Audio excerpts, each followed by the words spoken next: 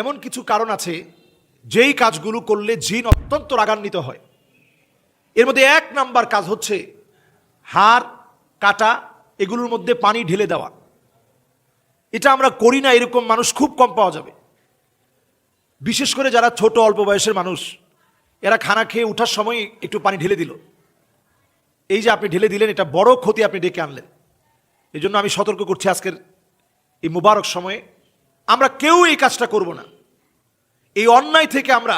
কারণ যখনই জিন এই কাটার মধ্যে হাড়ের মধ্যে যখন হাতটা দেয়, আল্লাহ তাআলা এই উসিলায় তাদেরকে রিজিক দান করেন। সুবহানাল্লাহ বিহামদি।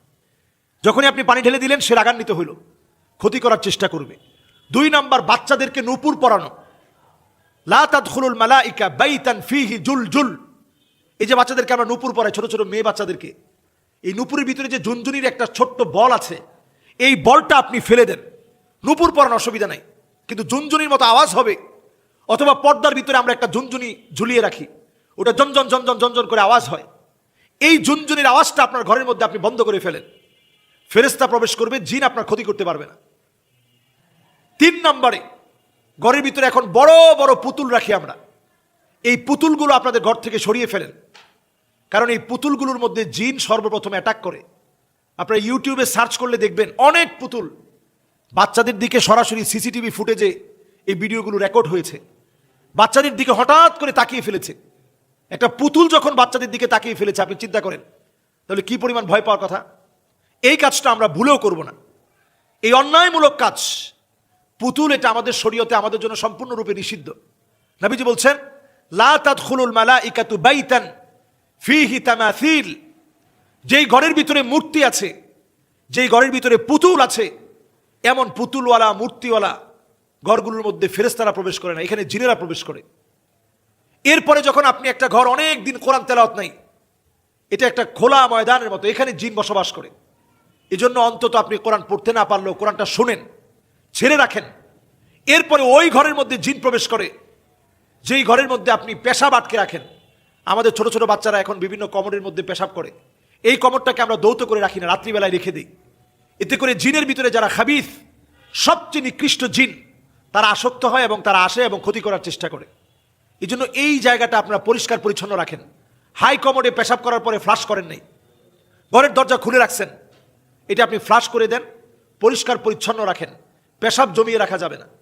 এরপরে নবীজি সাল্লাল্লাহু আলাইহি সাল্লাম হাদিসের মধ্যে বলছেন, জিলদু নামির, বিভিন্ন পশুর চামড়া, বাঘের চামড়া অনেক সময় আমরা অলমেট আকারে সাজিয়ে রাখি। এই কাজটা করা যাবে না, এতে করে জিন আকৃষ্ট হয়। এরপরে আমরা পাকঘরে যখন যাব, আমরা দোয়া পরে যাব। টয়লেটে যখন যাব, আল্লাহুম্মা ইন্নী আউযু বিকা মিনাল খুবসি ওয়াল খাবায়েস, এই দোয়া পরে আমরা যাব। ঘরের ভিতরে যদি কেউ নাও থাকে, আমরা সালাম দিব, কারণ এখানে জিনেরা আছে, হয়তো আপনারা দেখতেছেন না। আপনি যখন সালাম দিবেন, সে আপনাকে ক্ষতি করতে পারবে না। আবার যখন ঘর থেকে বের হবেন, বিসমিল্লাহি তাওয়াক্কালতু আলাল্লাহ লা হাওলা ওয়ালা কুওয়াতা ইল্লা বিল্লাহিল আলিয়্যিল আযীম, দোয়া পরে ঘর থেকে বের হবেন, দোয়া পরে ঘরের ভিতরে প্রবেশ করবেন। এইভাবে করে আমরা প্রত্যেকটা কাজে আমরা যদি সতর্ক হই, দেখবেন আল্লাহ তাআলা একদিকে বরকত দিবে, অন্যদিকে ফেরেশতারা এত পরিমাণ আমাদের জন্য দোয়া করবে, ঘরের মধ্যে প্রবেশ করে না। এর অন্যতম কারণ হচ্ছে কাতিয়াতুর রাহিম, আত্মীয়তার সম্পর্ক ছিন্ন করা। আমরা একটু বড়লোক হলেই গরিবদের খবর নেই না, ধনী হলেই গরিবদের আমরা কেমন যেন অবহেলার চোখে দেখি। এই কারণে ফেরেশতারা আমাদের ঘরে প্রবেশ করে না। আর যখনই ফেরেশতারা ঘরে প্রবেশ না করে, কুকুর যেই ঘরের মধ্যে থাকে, লা তাদখুলুল মালাইকা বাইতান ফিহি কালব, যে ঘরের ভিতরে কুকুর থাকে, ওই ঘরের ভিতরে রহমতের ফেরেশতা থাকে না, তখন সেখানে জিনেরা আসে। বিড়াল অনেকেই লালন পালন করেন, এটা করা বাধ্যতামূলক না, তবে বিড়ালের শরীরের মধ্যে এমন সূক্ষ্ম সূক্ষ্ম কিছু কোষ আল্লাহ তাআলা দিয়েছেন, যেটা দেখলে জিনেরা ভয় পেয়ে যায়।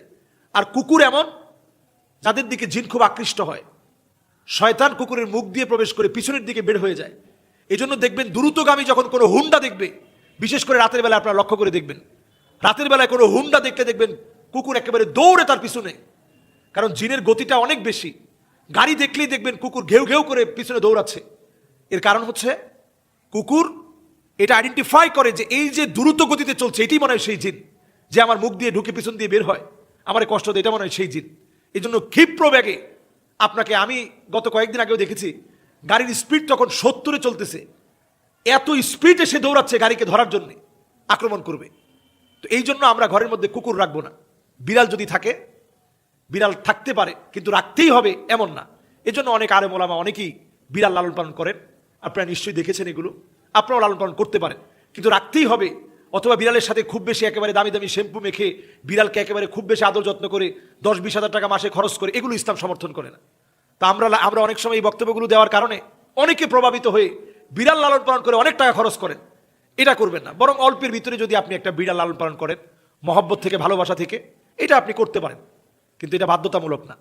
আল্লাহ তাআলা আমাদেরকে বোঝার তৌফিক দান করুক, সকল রকমের দুষ্ট চক্রের চক্রান্ত থেকে আল্লাহ হেফাজত করুক। আসসালামু আলাইকুম ওয়া রাহমাতুল্লাহি ওয়া বারাকাতুহু।